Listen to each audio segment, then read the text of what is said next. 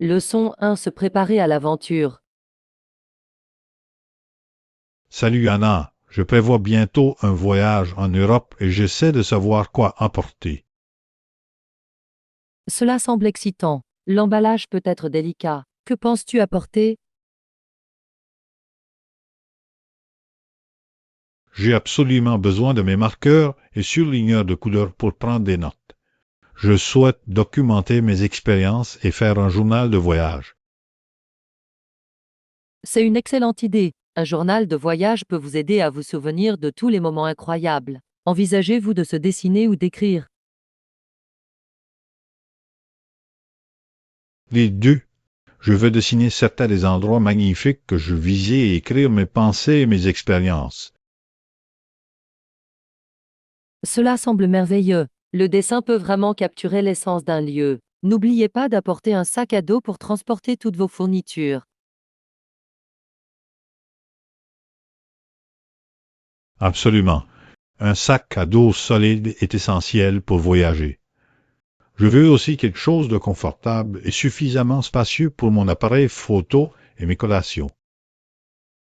Bonne réflexion. Les collations sont indispensables lors de l'exploration. Quel genre de collation prenez-vous habituellement? J'aime emporter du mélange montagnard, des barres de fruits et des fruits frais. Ils sont faciles à transporter et me donnent de l'énergie lorsque je suis en déplacement. Dame choix parfait. Il est important de rester énergique tout en explorant. Avez-vous décidé quel pays ou quelle ville vous souhaitez visiter en premier? Je pense commencer en Italie. L'histoire, l'art et la nourriture sont tous si attrayants. De plus, je veux voir le Colisée à Rome. L'Italie est fantastique. Le Colisée est un incontournable. Envisagez-vous de visiter d'autres villes d'Italie comme Florence ou Venise?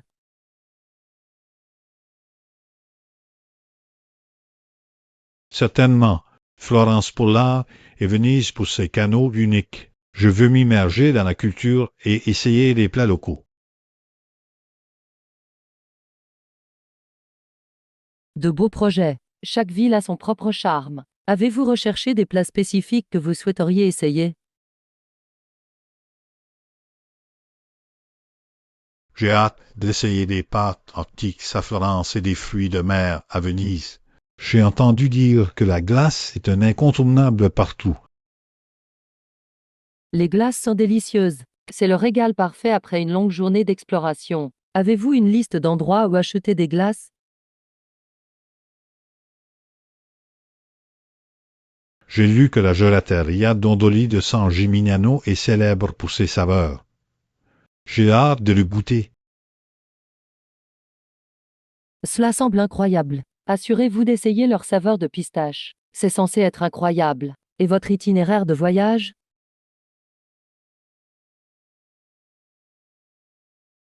Je prévois un itinéraire libre pour pouvoir explorer à mon rythme. Je veux laisser place aux aventures spontanées. C'est une approche intelligente. Certaines des meilleures expériences proviennent de décisions spontanées. Vous voyagez seul ou avec quelqu'un?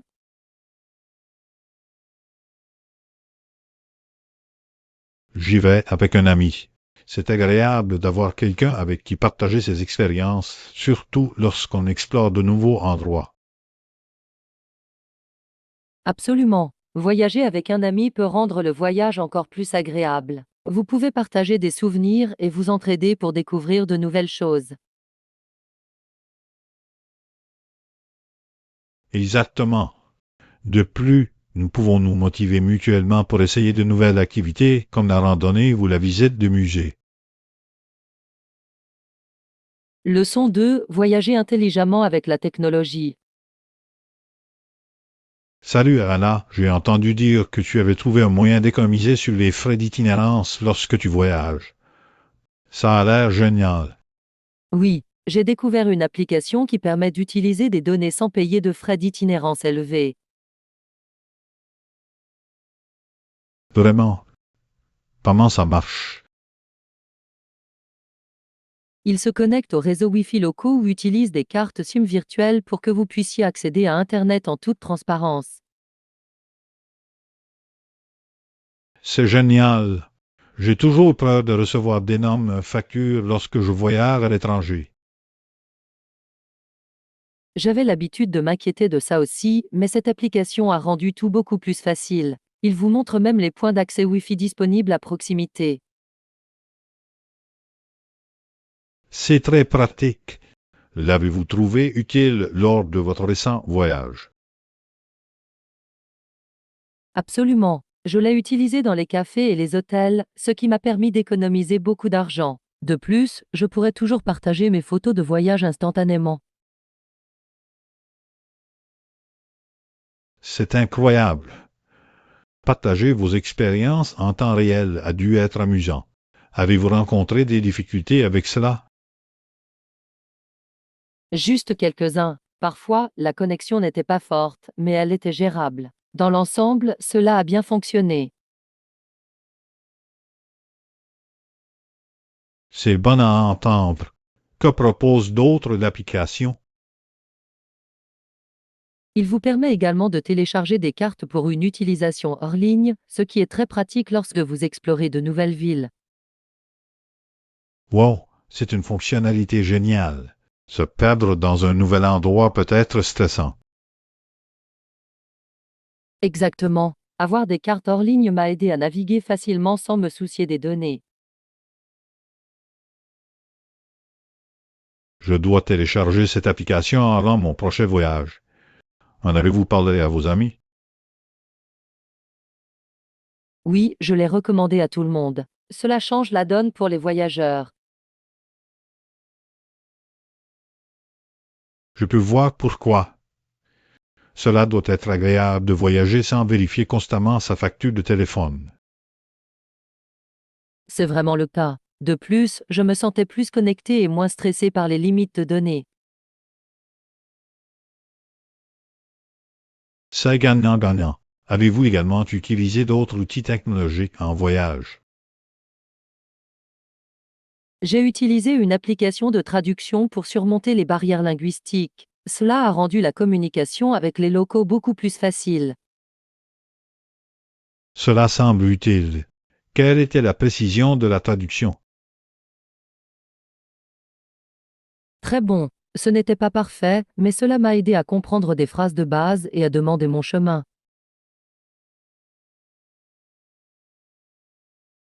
C'est impressionnant. La technologie peut réellement améliorer l'expérience de voyage. Leçon 3. Faire des choix conscients. Salut, Anna. J'ai lu que de plus en plus de gens se rendent compte que nos choix comptent plus que jamais. Cela semble intriguant. De quel type de choix parlez-vous? Cela concerne tout, des choix de vie aux impacts environnementaux. Les gens commencent à réfléchir de manière critique à leurs décisions. Je suis tout à fait d'accord. Il est important de reconnaître l'impact de nos actions sur le monde qui nous entoure. Exactement. Par exemple, choisir des produits durables peut avoir un impact significatif sur l'environnement. Oui, les choix durables aident à réduire les déchets et à conserver les ressources naturelles. Avez-vous apporté des changements à votre mode de vie?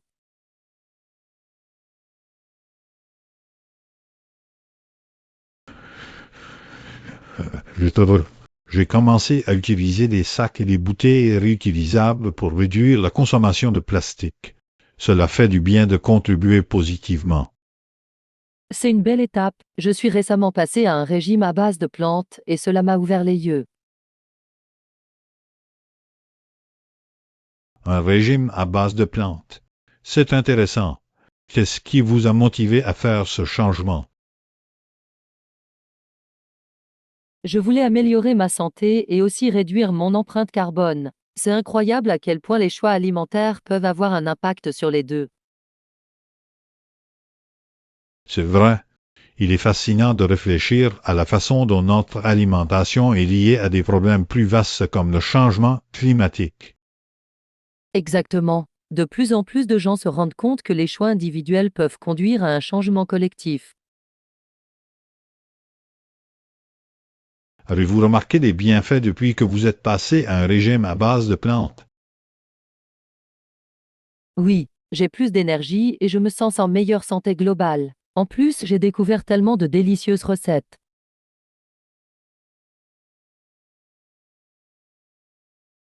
C'est génial. J'aimerais entendre parler de certaines de vos recettes préférées. Bien sûr, j'ai préparé beaucoup de sautés et de smoothies. Ils sont rapides, faciles et riches en nutriments.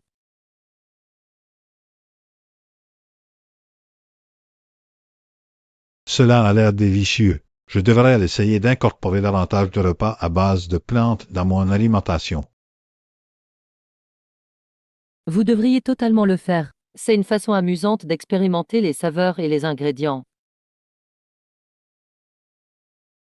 Je trouve formidable que les gens soient plus conscients de leurs choix alimentaires et de leur impact. Oui, il s'agit de prendre des décisions éclairées. Même de petits changements peuvent entraîner de grandes différences au fil du temps. Certainement, il est encourageant de voir davantage de discussions sur la vie consciente en société. Leçon 4. Explorer les musées et les hôtels. Salut Tana, je visais sur le rôle crucial des musées dans le tourisme. Ils attirent des visiteurs du monde entier. C'est tellement vrai. Les musées présentent non seulement l'art et l'histoire, mais ils contribuent également à préserver la culture. Exactement. J'adore visiter les musées lorsque je voyage. Ils vous donnent un aperçu du patrimoine local. Je ressens la même chose. Avez-vous visité des musées intéressants lors de votre dernier voyage? Oui, je suis allé au Louvre, à Paris. C'était à couper de souffle de voir la Joconde de près. Le Louvre est un incontournable. J'ai entendu dire que c'était vaste. Combien de temps y as-tu passé? J'ai passé presque une journée entière à explorer. Il y a tellement de choses à voir, des objets anciens à l'art moderne. Ouah, cela semble être une expérience enrichissante. Quelle a été votre partie préférée? J'ai adoré la section Antiquités égyptiennes. L'histoire derrière ces artefacts est fascinante. Cela semble incroyable. J'ai toujours été intrigué par l'Égypte ancienne. Avez-vous appris quelque chose de surprenant?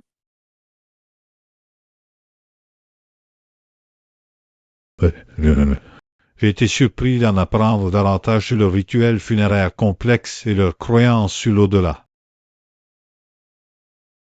C'est tellement intéressant. Les musées peuvent vraiment donner vie à l'histoire. Et les hôtels? Es-tu resté dans un endroit agréable?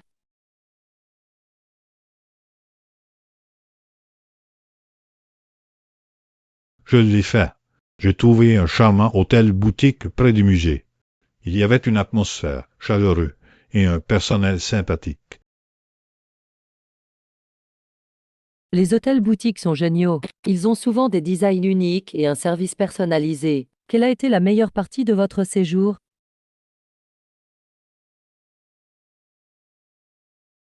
Le petit déjeuner était fantastique. Ils servaient chaque matin des pâtisseries fraîches et des confitures locales.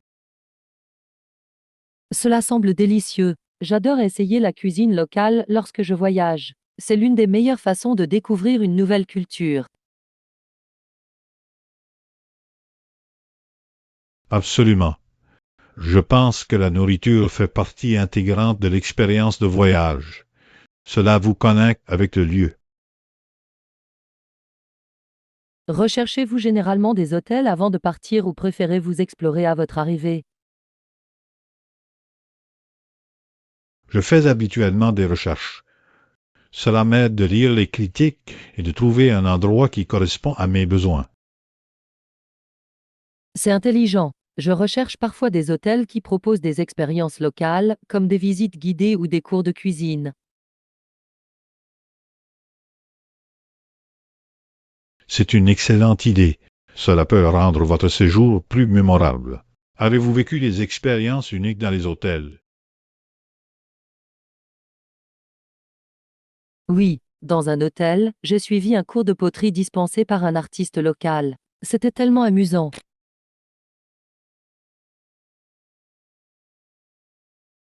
Cela semble être une expérience incroyable.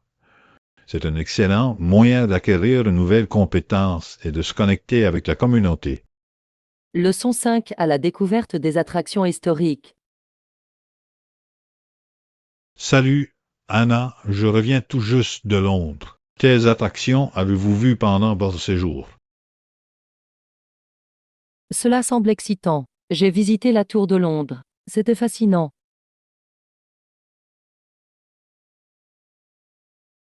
La Tour de Londres. J'ai entendu dire que son histoire était riche. Qu'avez-vous trouvé le plus intéressant? J'ai adoré découvrir son rôle de palais royal et de prison. Les histoires des prisonniers étaient assez dramatiques.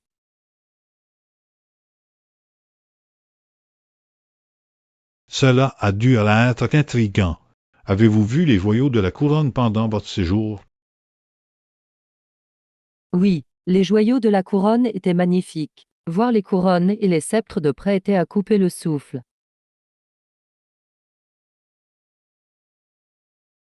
Je ne peux qu'imaginer. Le savoir-faire doit être incroyable. Y avait-il des guides ou des visites disponibles? Oui, ils proposaient des visites guidées animées par des bifitteurs. Ils ont partagé des histoires incroyables et ont ajouté beaucoup de couleurs à l'histoire. Cela semble être une façon amusante d'apprendre. Avez-vous pris des photos? Bien sûr, j'ai pris beaucoup de photos, notamment de la Tour Blanche. C'est une structure tellement emblématique.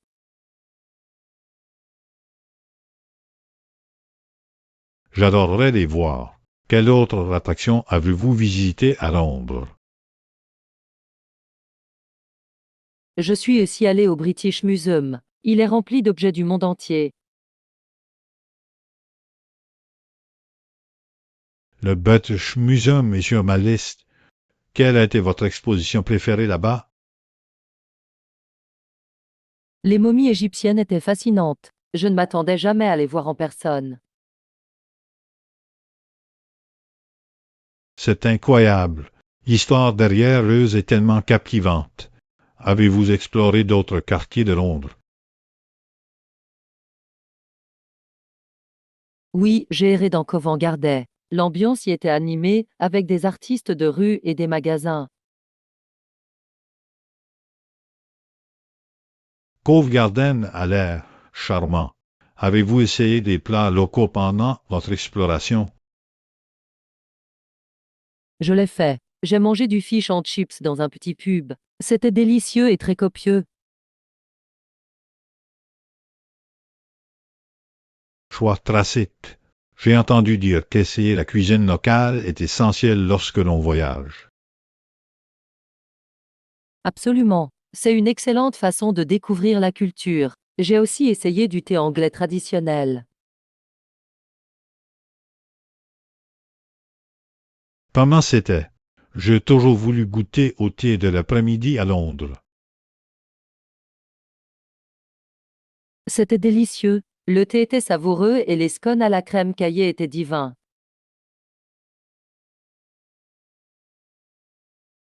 Cela semble charmant. Je dois en faire une priorité lors de mon prochain voyage à Londres. Leçon 6, stratégie d'achat intelligente. Salut Anna, j'ai réfléchi à la manière de rendre les courses plus efficaces. Faites-vous une liste de courses?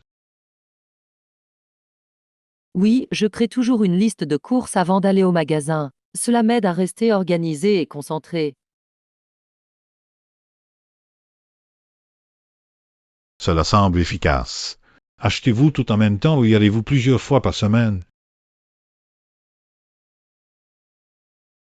J'essaie de tout acheter en même temps, mais je dois parfois faire des déplacements rapides pour acheter des produits frais. Cela a du sens.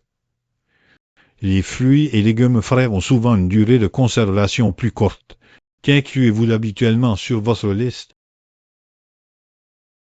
Je donne la priorité aux éléments essentiels comme les fruits, les légumes, les céréales et les protéines. J'ajoute également tous les éléments spéciaux que je souhaite essayer.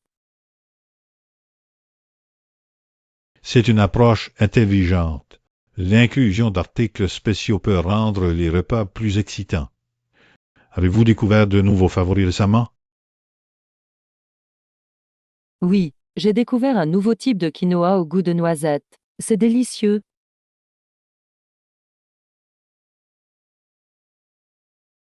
Le quinoa est génial. C'est tellement polyvalent. Avez-vous des conseils pour planifier vos repas en fonction de votre liste de courses? Je planifie généralement mes repas de la semaine en fonction de ce qui est en vente ou de la saison. Cela permet également d'économiser de l'argent. C'est une excellente idée. Les ingrédients de saison sont souvent plus frais et moins chers. Comment suivre les fournitures de votre garde-manger? Je garde une liste courante sur mon téléphone. Lorsque je manque de quelque chose, je l'ajoute immédiatement à ma liste de courses. C'est intelligent. J'oublie parfois ce que j'ai à la maison. Achetez-vous parfois en gros pour économiser de l'argent? Oui, j'achète des produits de base comme le riz et les haricots en gros. C'est plus économique et réduit les déchets d'emballage. Acheter en gros est une bonne stratégie. Y a-t-il des articles que vous préférez acheter frais plutôt qu'en gros?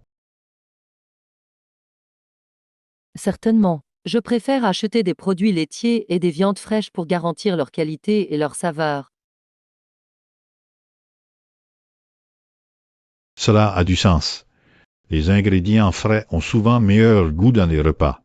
Comment gérez-vous les achats impulsifs en magasin? Je m'en tiens à ma liste et j'essaie de ne pas trop parcourir. Mais parfois, une bonne collation attire mon attention. Je peux comprendre. Il peut être difficile de résister à ces collations alléchantes. Avez-vous déjà regretté un achat impulsif? Oui, une fois, j'ai acheté un gadget de cuisine sophistiqué que je n'ai jamais utilisé. Il est resté dans le placard. C'est une erreur courante. Je pense qu'il vaut mieux attendre une journée avant d'acheter des articles non essentiels. Je suis d'accord. Lui donner du temps vous aide à décider si vous en avez vraiment besoin. Qu'en est-il des courses alimentaires en ligne? J'ai essayé ça aussi. C'est pratique, mais voir les produits en personne me manque. Leçon 7. Choisir la bonne entreprise. Salut Anna, je recherchais différentes entreprises pour mon nouvel ordinateur portable. Ce sont d'excellents choix. Absolument. Avez-vous déjà fait des recherches sur des entreprises? J'ai vérifié Apple et Dell jusqu'à présent. Ils ont tous les deux une bonne réputation, mais je ne sais pas lequel choisir. Les deux sont d'excellentes options. Apple est connu pour son design élégant et son interface conviviale, tandis que Dell propose une excellente personnalisation. C'est vrai, j'adore le look des MacBooks, mais j'ai également besoin d'un ordinateur portable capable de gérer les logiciels lourds pour mes projets de conception. Dans ce cas, Dell pourrait être plus approprié, surtout si vous souhaitez mettre à niveau les composants ultérieurement. Avez-vous pensé à votre budget? Oui, j'ai un budget en tête. Je veux quelque chose de fiable mais aussi abordable. Il est difficile de trouver le bon équilibre. Je comprends, Parfois, cela vaut la peine d'investir un peu plus pour de meilleures performances. Avez-vous lu des critiques?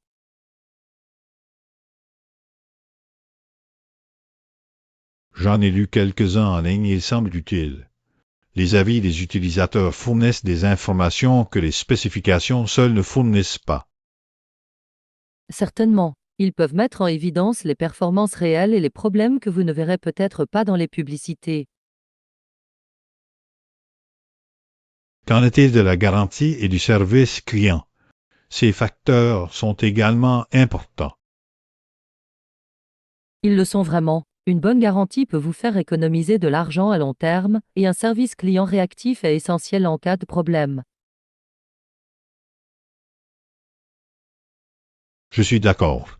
J'ai entendu dire qu'Apple propose un excellent service client, mais Dell propose de bonnes options de garantie. C'est un bon point. Tout dépend de ce qui compte le plus pour vous, la conception, les performances ou le support.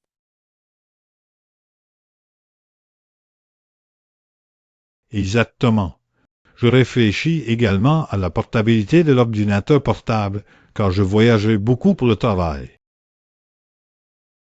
La portabilité est la clé. Les ordinateurs portables plus légers sont plus faciles à transporter et une durée de vie plus longue de la batterie est un avantage considérable pour une utilisation en déplacement. J'ai remarqué que de nombreux ordinateurs portables modernes deviennent plus légers sans sacrifier les performances. Leçon 8 à la recherche de réduction. Salut Anna, je faisais du shopping hier et j'ai trouvé de bonnes affaires. Avez-vous trouvé des réductions récemment? Oui, j'ai trouvé des offres incroyables sur les conserves. Ce fut une agréable surprise. C'est fantastique. J'aime quand vous tombez sur des économies inattendues. Quel genre de conserve avez-vous acheté? J'ai des tomates en conserve, des haricots et des soupes. Ils étaient tout en solde, ce qui rendait le tout encore meilleur. Quel choix intelligent. Les aliments en conserve sont parfaits pour les repas rapides. Avez-vous vérifié s'ils étaient en vente avant de partir? En fait, je l'ai fait. Je vérifie toujours les circulaires des magasins ou les applications pour connaître les offres hebdomadaires avant de faire mes achats. Cela permet d'économiser du temps et de l'argent. C'est une excellente stratégie. D'habitude, je me contente de parcourir les allées, mais je devrais commencer à planifier à l'avance comme vous.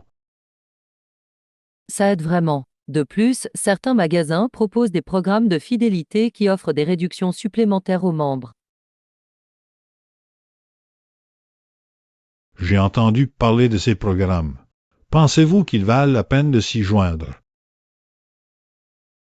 Absolument. Si vous y magasinez régulièrement, les économies peuvent vraiment s'accumuler au fil du temps. C'est logique. Je vais devoir y réfléchir. Avez-vous utilisé des applications pour trouver des réductions lors de vos achats? Oui, j'utilise une application de coupons qui m'informe des ventes et propose des remises en argent sur certains produits. Cela semble pratique. Trouvez-vous que cela vous fait gagner beaucoup? Certainement. Le mois dernier, j'ai économisé suffisamment pour obtenir un article d'épicerie gratuit. C'était génial. C'est incroyable. Je devrais probablement commencer à utiliser des applications comme celle-là. Y a-t-il des magasins spécifiques que vous recommandez? Je fais habituellement mes courses dans les supermarchés locaux, mais j'ai également eu de la chance dans les clubs entrepôts pour les articles en vrac. Les clubs d'entrepôt peuvent être une bonne option pour les produits non périssables. Achetez-vous souvent en gros?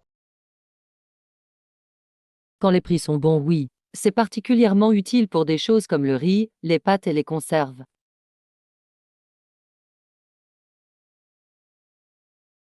C'est intelligent. L'achat en gros peut vraiment réduire le coût par article. Avez-vous déjà regretté un achat groupé? Une fois, j'ai acheté trop de haricots en conserve. J'ai fini par en donner car ils étaient sur le point d'expirer. Cela peut arriver. Il est important d'équilibrer les achats en gros avec la quantité que vous utiliserez réellement.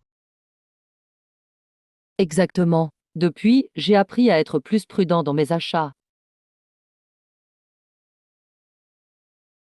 C'est une bonne leçon. Je garderai cela à l'esprit lors de la planification de ma prochaine virée shopping. Leçon 9. Explorer les options d'investissement. Salut Anna, je pense investir mes économies. Avez-vous pensé au fonds commun de placement? Oui, je l'ai fait. Les fonds communs de placement offrent une gestion professionnelle, ce qui les rend attrayants pour les nouveaux investisseurs. C'est un excellent point.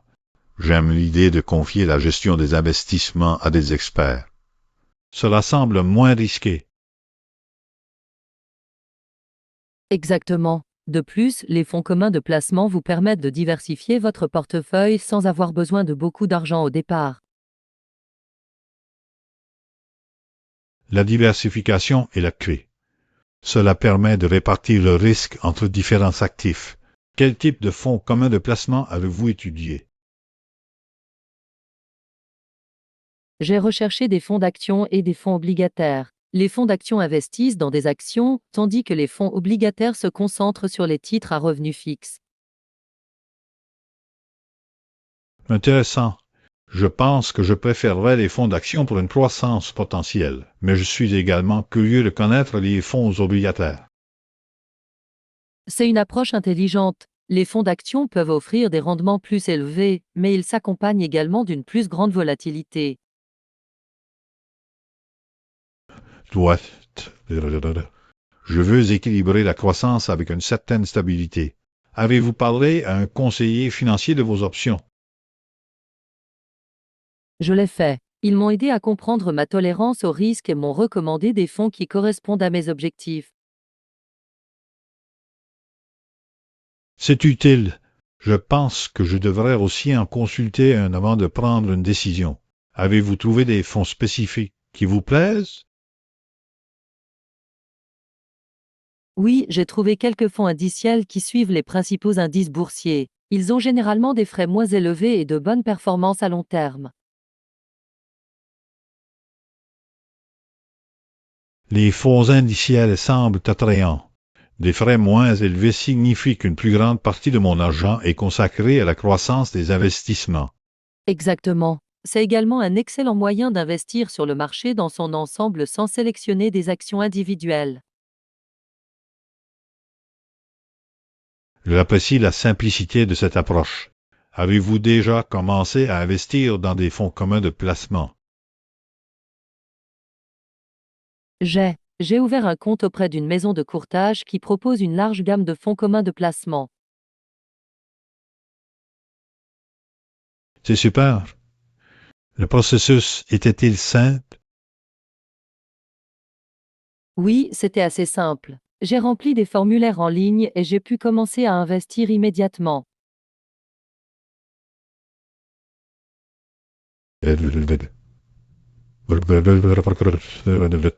J'aime l'idée des plateformes en ligne facilitant la gestion des investissements. Leçon 10. Comprendre l'impact de l'histoire.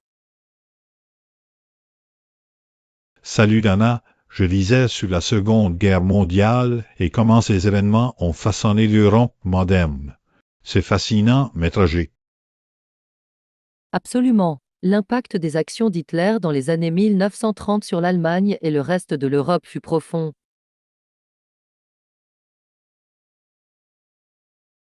Je suis d'accord. La façon dont il a manipulé l'opinion publique et utilisé la propagande est une leçon importante de l'histoire. Certainement. Cela nous rappelle à quel point il est important d'évaluer de manière critique l'information et le leadership. Avez-vous lu les politiques spécifiques qu'il a mises en œuvre pendant cette période? Oui, les lois de Nuremberg étaient particulièrement alarmantes. Ils ont dépouillé les Juifs de leurs droits et ont jeté les bases de nouvelles persécutions.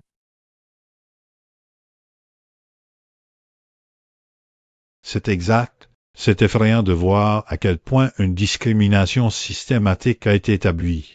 Cela vous fait réfléchir sur les droits de l'homme aujourd'hui. Exactement. Nous devons tirer les leçons du passé pour éviter que de telles atrocités ne se reproduisent. Avez-vous découvert des histoires personnelles de cette époque?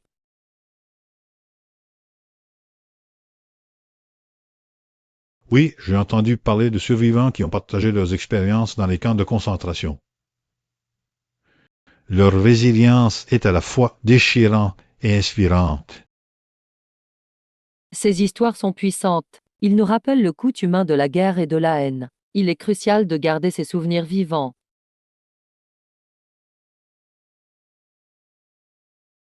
Absolument. Les documentaires et les livres sur des expériences personnelles peuvent donner vie à l'histoire d'une manière que les statistiques ne peuvent pas. Je ne pourrais pas être plus d'accord. Ils offrent une perspective humaine qui nous aide à comprendre le poids émotionnel de l'histoire. Que pensez-vous du rôle de l'éducation dans notre compréhension de ces événements? L'éducation est vitale. Enseigner l'histoire avec précision et empathie peut favoriser la conscience et la compassion des générations futures.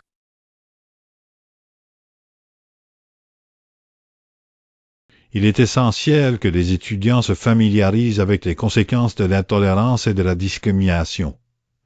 Avez-vous vu les initiatives éducatives récentes? Oui, il existe des programmes axés sur l'enseignement de l'Holocauste et d'autres génocides afin de garantir que l'histoire ne soit pas oubliée. C'est encourageant. Il est important de créer un espace sûr pour discuter de sujets difficiles.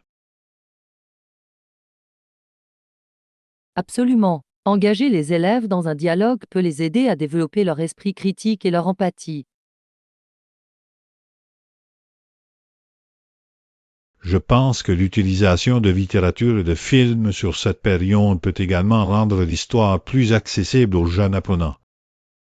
Excellente idée. Les histoires peuvent combler le fossé entre le passé et le présent, rendant l'histoire pertinente aux problèmes d'aujourd'hui. Exactement. Cela peut également motiver des gens à s'élever contre l'injustice dans leur propre communauté.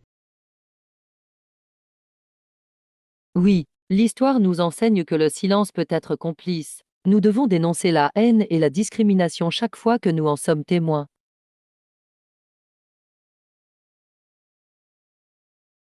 Je ne pourrais pas être plus d'accord. Il est de notre responsabilité de veiller à ce que les leçons du passé ne soient pas oubliées. Leçon 11. Aventure de voyage. Salut Anna, as-tu voyagé récemment? J'ai entendu dire que tu étais allé dans un endroit excitant. Oui, je reviens tout juste d'un voyage en Italie. C'était absolument incroyable.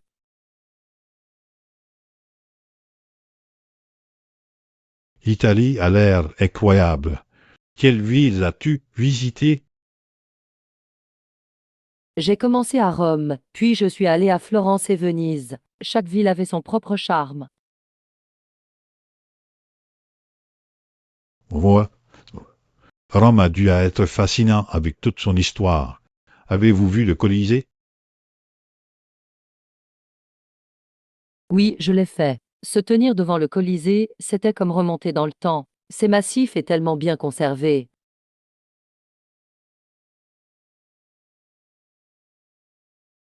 C'est génial. J'ai toujours voulu le voir. Qu'avez-vous fait d'autre à Rome? J'ai exploré les musées du Vatican et vu la chapelle Sixtine. L'œuvre d'art est à couper le souffle. Je ne peux qu'imaginer. Avez-vous eu l'occasion de goûter à des plats locaux pendant votre séjour? Absolument. Je me suis livré à des pâtes et des glaces authentiques. Les saveurs étaient si riches et fraîches.